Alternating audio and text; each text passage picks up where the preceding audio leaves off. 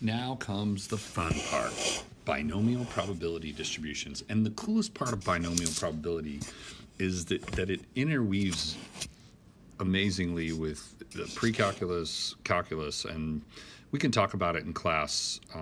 Pascal's triangle, everything with regard to binomial probability is really cool. But the probability of k successes occurring in n trials can be found using a simple formula. And we say here, we say this is n choose k, okay? And you'll also see this written as like this, nk. So if we take,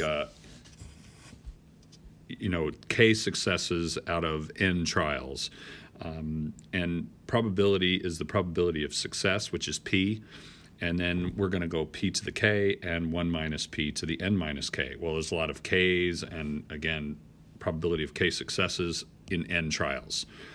So we're going to do a bunch of examples of this here on the video, and it is different than geometric because you're looking for more than one success. So we have to add combinations. And what does that mean? What does that look like? We're going to talk about what that looks like in our examples. But first, you might be thinking, what in the heck is n choose k? Okay, now if you probably haven't ever seen this before, but in my old classes before, we used to do this, but we don't do binomial probability really anymore. But the number of possible combinations of n choose k without repetition. So in other words, think about it like this. I toss a coin, and that's a binomial situation. It's independent, and the probability of success is 0.5. Let's say the probability of heads is 0.5, and we'll call that the probability of success. So the probability of failure, which is tails, it always gets a bad rap, tails is 0.5 as well, 1 minus 0.5. Okay, but if I think of what is the probability of rolling, if I flip a coin 5 times, what is the probability of exactly 3 heads? Okay, now you might say it's 0.5, 0.5, 0.5, which is the probability of 3 heads, times 0.5 times 0.5, but you'd be missing something. You'd be missing the fact that this is just one of the ways that you can get 3 heads and 2 tails in 5 tosses of the coin. There's also heads, heads, tails, heads, heads, tails. And there's also heads, tails, heads, tails, heads. And then there's a bunch of different ways to do that. Well, actually, the number of ways to do that is just 5 choose 3, okay? And that is 5 factorial over 3 factorial, 5 minus 3 factorial. And what is that?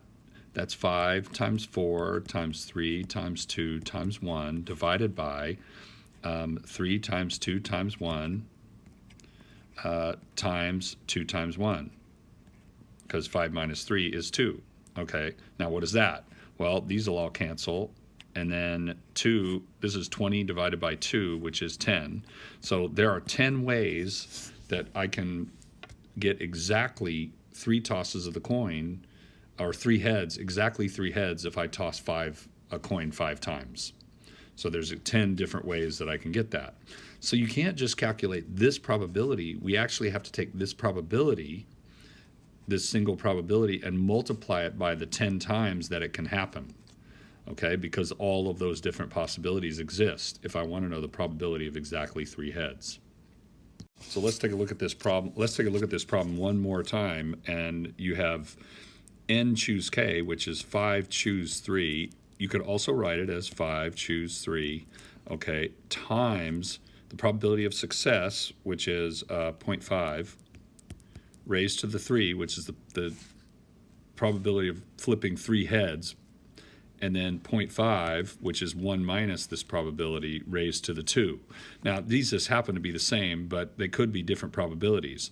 This final answer, which is 10 times 0.5 to the third times 0.5 to the second, will give us the probability of exactly 3 heads. Now, because these probabilities in 5 tosses of the coin. Now, because these probabilities are exactly the same, it's also the probability of exactly 3 tails. It's also the probability of exactly 2 tails. It's also the probability of exactly, you get the idea. And so this could, you know, you could play with these numbers and have some fun with it, but at the end of the day, as long as you're applying the application correctly, the probabilities will take care of themselves. Now, in a mean, we can find the mean and standard deviation of a binomial distribution. Suppose there's a 30% chance that a newly hatched baby turtle will make it to the ocean. Now, this is a sad number, but we're dealing with realities here. So if 20 turtles hatch, what's the expected number of turtles that will make it to the ocean? So for the mean of a binomial distribution, we just simply take n times the probability of success. So the mean of this turtle making it distribution is equal to 20 times the probability of success, which is 0.3. Well, 20 times 0.3 is 6. So the mean of this distribution is 6. Now, the standard deviation of a binomial distribution is the square root of NPQ. So in this case, it's the square root of 20 times 0.3 times 0.7. And whatever that equals is the standard deviation of this the standard deviation of this binomial distribution for this n and this p. Okay, I'll leave the calculation to you. You have a calculator. Now, suppose Miss R can hit the bullseye on a dartboard 74% of the time. What is the probability she will hit 6 bullseyes out of 8 tries? Okay, so this is the written out how to solve this. You've got 6 successes and 2 failures. So that's why you're doing 0.74 to the 6th times 0.26 to the 2.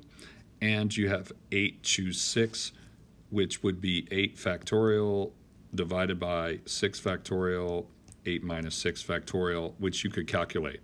But we're not going to do that. We're just going to use the calculator. And that's the best part of this, is that once we figure out how to use the calculator, then we can write the formula and then just use the calculator to run this.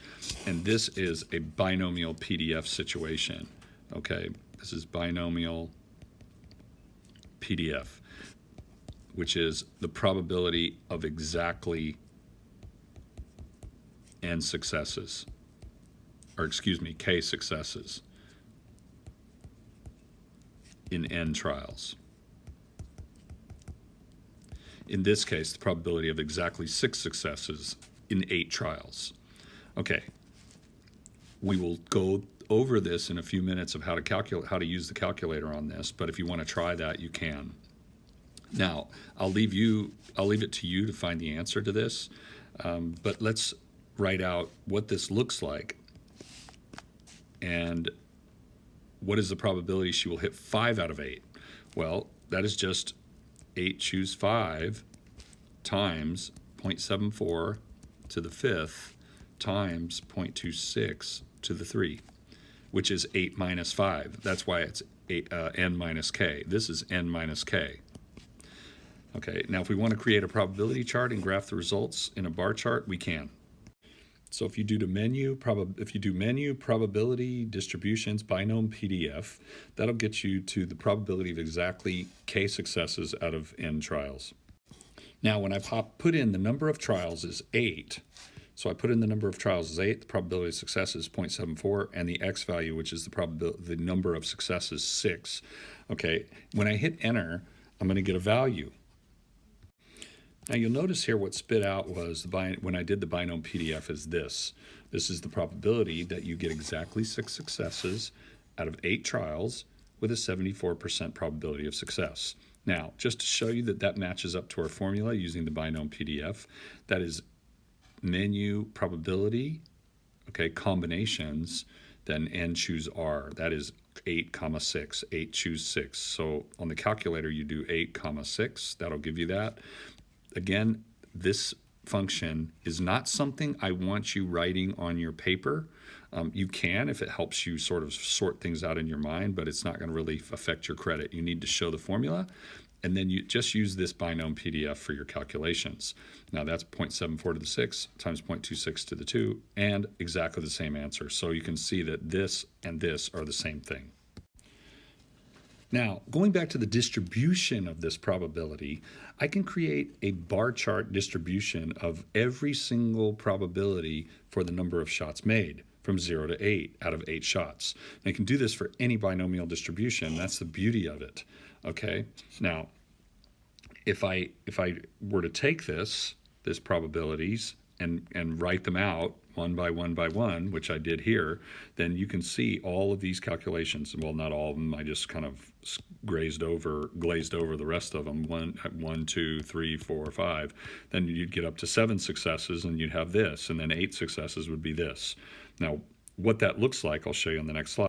And then you have this binomial probability. The probability of successes is here. I put this in a spreadsheet, and you can do this on Excel. You can see what I did here. I just labeled a couple of variables, successes, and I used that sequence function to fill in 0 to 8. You can do that, equals SEQ x, x, 0, 8. That'll fill in all those 8 successes. And then you do binom 74. I just called it 74%. And then PDF 8, 0.74. That will give me the distribution. If you don't put another value next to it, like we put 6 here to give us that probability of 6 successes, it will actually give you the entire distribution from 0 to 8. 0 successes, 1, 2, 3, 4, 5, 6, 7, 8. And there it is.